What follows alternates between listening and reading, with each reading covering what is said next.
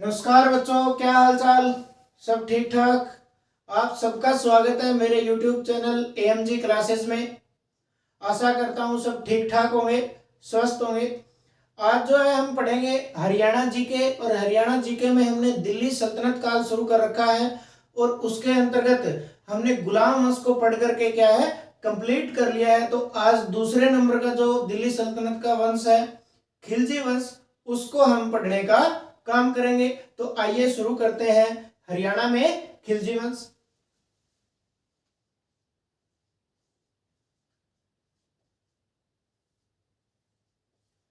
हरियाणा में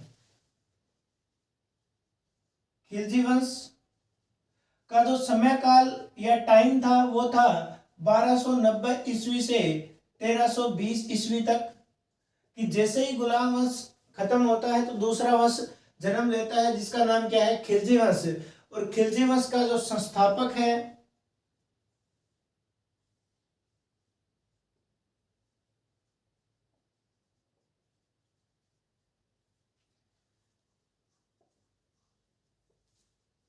जलालुद्दीन खिलजी।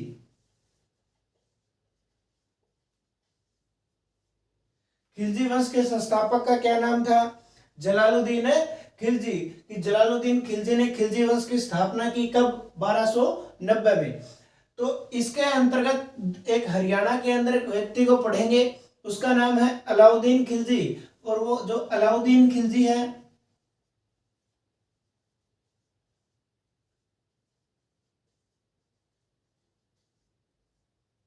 इसका क्या है? भतीजा है।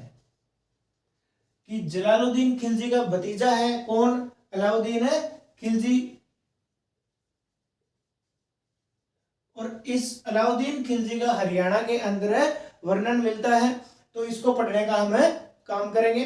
तो देखो अलाउद्दीन खिलजी जो है, इससे पहले हमने खिलजी वंश से पहले गुलाम वंश को पढ़ा। तो गुलाम वंश के अंदर हमने पढ़ा इल्तुतमिश को। इल्तुतमिश ने किसकी स्थापना की थी? इक्ते की स्थापना की थी। और उसके बाद में एक व्यक्ति था गुलाम वंश में ही बलबन। बलबन ने क्या किया? दो नए इक्ते बना दिए थे हरियाणा में। हरियाणा में अचार में दो नए इक्तों की स्थापना।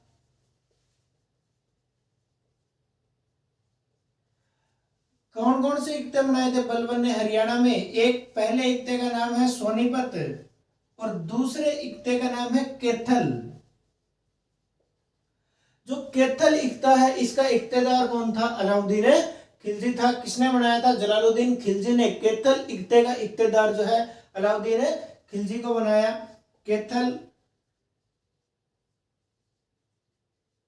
इक्ते का इक्तेदार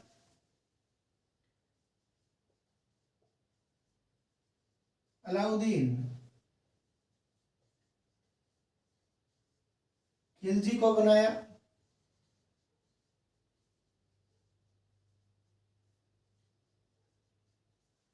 कि कैथल इक्ते का इक्तेदार किसको बना दिया गया? अलाउद्दीन खिलजी को बना दिया गया। अब बात आती है 1292 ईस्वी की। बात आती है कब की? 1292 ईस्वी की। कि 1292 ईस्वी में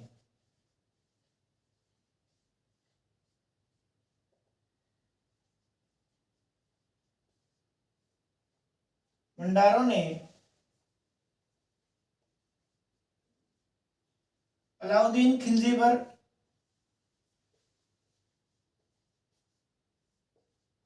आक्रमण किया।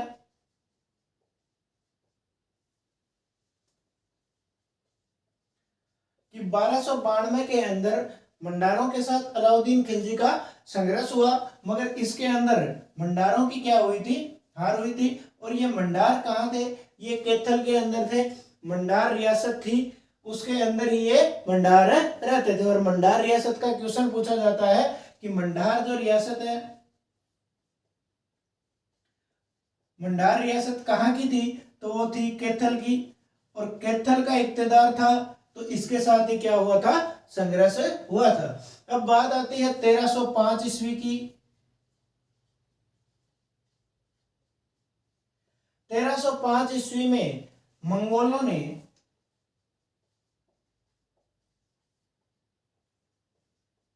हरियाणा पर आक्रमण किया।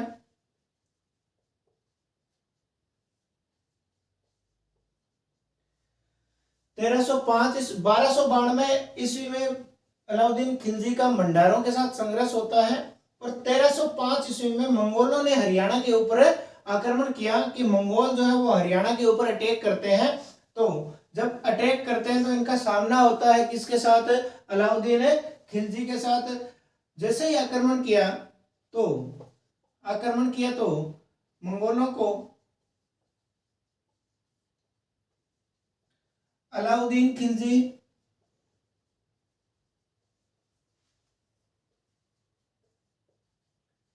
व सरदार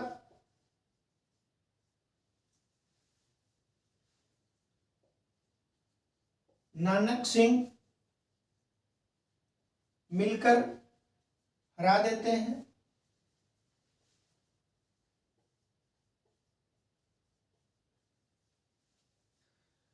तो प्रश्न पूछा जाता है कि 1305 ईस्वी में जब मंगोलों ने हरियाणा पर आक्रमण किया था तो अलाउद्दीन खिलजी का साथ किसने दिया था? तो किसने दिया था? सरदार नानक सिंह ने अलाउद्दीन खिलजी का साथ दिया था और मंगोलों को हरियाणा से भगाने का, खदेड़ने का क्या किया था?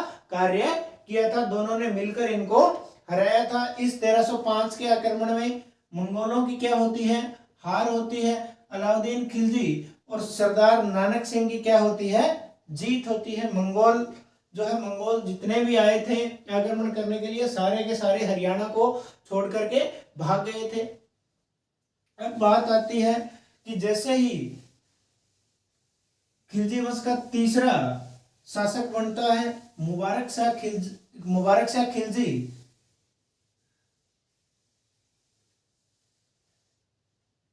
तब क्या है, खिलजी वंश पर संकट के बादल छाने लगते हैं और उसके बाद में एक व्यक्ति आता है ग्यासुद्दीन तुगलक। वो क्या करता है? तुगलक वंश की स्थापना करता है। तो खिलजी वंश का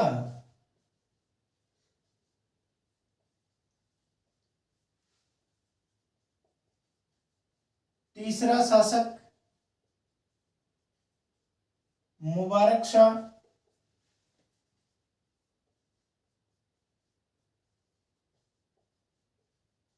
खिलजी, कई बार मुबारक शाह ही नाम लिखा आता है, खिलजी नहीं आता, मगर मुबारक शाह खिलजी क्या है? खिलजी वंश का तीसरा शासक बनता है।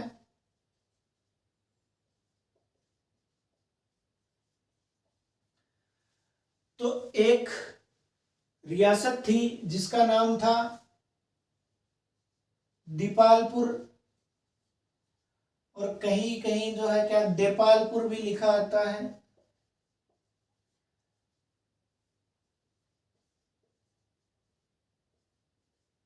दीपालपुर या देपालपुर एक रियासत थी और इस रियासत का जो राजा था उसका नाम था गाजी मलिक। उर्फ लगा सकते हो या एक ही नाम बोल सकते हो, गाजी मलिक या फिर ग्यासुद्दीन तुगलक। कि गाजी मलिक जो था वो ही आगे चलकर किस नाम से प्रसिद्ध हुआ? ग्यासुद्दीन तुगलक के नाम से प्रसिद्ध हुआ। कि एक दीपालपुर या देपालपुर नाम की रियासत थी जिसका राजा था गाजी मलिक, और उसका आगे चल करके क्या नाम मिला उसको? ग्यासुद्दीन तुगलक। और ये दीपालपुर या देपालपुर जो है वर्तमान के अंदर, ये जो क्षेत्र है दीपालपुर या देपालपुर, ये वर्तमान के अंदर पंजाब में पड़ता है।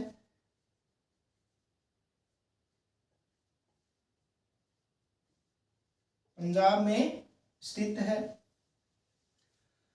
तो ये जो दीपालपुर या देपालपुर का राजा था गाजी मलिक, ये क्या करता है? सिरसा में मुबारक शाह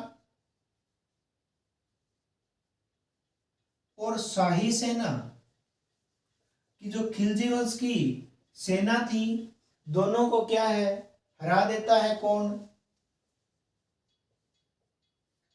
ग्यासुद्दीन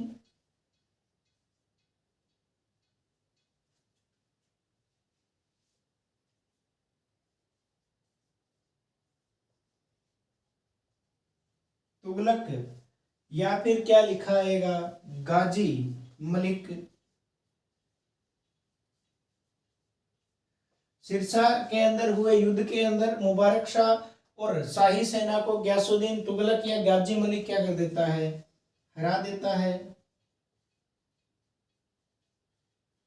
अब आखिरी शासक था खिलजी वंश का मुबारक शाह खिलजी, और जब राजा ही हार जाता है तो उस दिल्ली या किसी भी तख्त के ऊपर उसका कोई भी अधिकार नहीं रहता, क्योंकि हारने के बाद उसको या तो वो भाग जाता है या उसको मार दिया जाता है। तो जो जीतता है वो ही कौन बनेगा, नया शासक बनेगा। तो ग्यासुद्दीन तुगलक या गाजी मलिक जो है वो क्या है, इस युद्ध के अंदर जीत चुका है। तो आगे ग्यासुद्दीन तुगलक का क्या करता है कि जब 1320 के अंदर खिलजी वंश का अंत होता है तो 1320 में कौन सा वंश शुरू करता है, तुगलक वंश शुरू करता है। कि जैसे ही 1320 में सिरसा के अंदर युद्ध होता है किसके बीच, मुबारक शाह और शाही सेना एक तरफ थी ग्यासुद्दीन तुगलक और ग्यासुद्दीन तुगलक की सेना। तो दोनों के बीच युद्ध होता है, तो मुबारक शाह और शाही सेना क्या है, हार जाती है। और 1320 में एक वंश शुरू होता है जिसका नाम क्या था, तुगलक वंश, जिसका हरियाणा के अंदर जो है प्रभाव कब तक रहा, 1320 से लेकर 1398 ईस्वी तक रहा।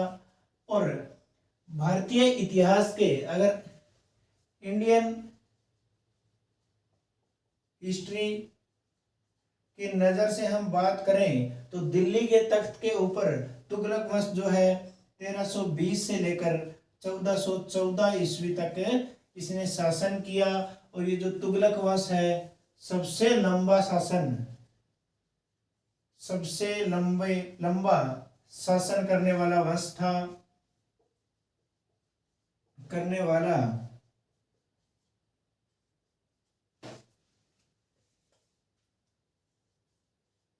दिल्ली सल्तनत का